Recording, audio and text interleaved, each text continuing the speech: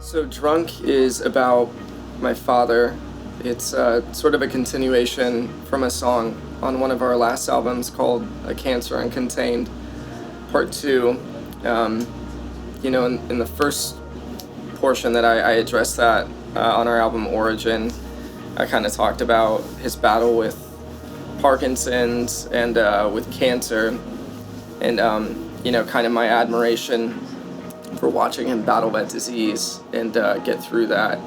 And it's been almost 4 years since that was written, and so I kind of noticed, not so much currently, but there was a point in time with his diseases, and I think maybe the idea that death was a little bit closer around the corner than he anticipated. I feel like he was using alcohol very heavily to kind of cope with that, to a degree where it's funny that he has this disease that could potentially take his life, and there were times where he got so drunk that he would fall over and knock his head and would have to take him to the hospital. And you think about scenarios where it's almost like alcohol could have killed him before any type of cancer or Parkinson's could have. But it was more so just my observation of seeing my father and this person you kind of view as a hero or kind of a guiding role kind of being manipulated by alcohol.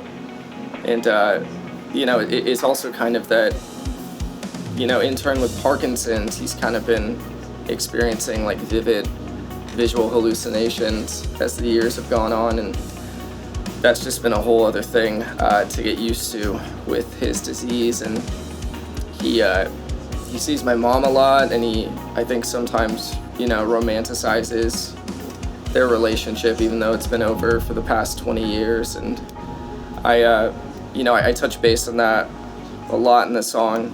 If you're paying attention, you'll kind of see lines that kind of cite her and cite his hallucinations. And I think I really just wanted to follow up on that content, because it was almost just called The Cancer Uncontained Part 2, but felt like it deserved its own title once we got through with it. But yeah, I really felt like it was necessary to kind of just cite where he was coming from and how he had kind of been coping with his disease. And he's doing a lot better. He doesn't drink quite as much as he used to a couple of years ago, but I think that it was good for us to just touch base on maybe people who use substances to kind of try and cope with things that they're not able to handle in their day-to-day life.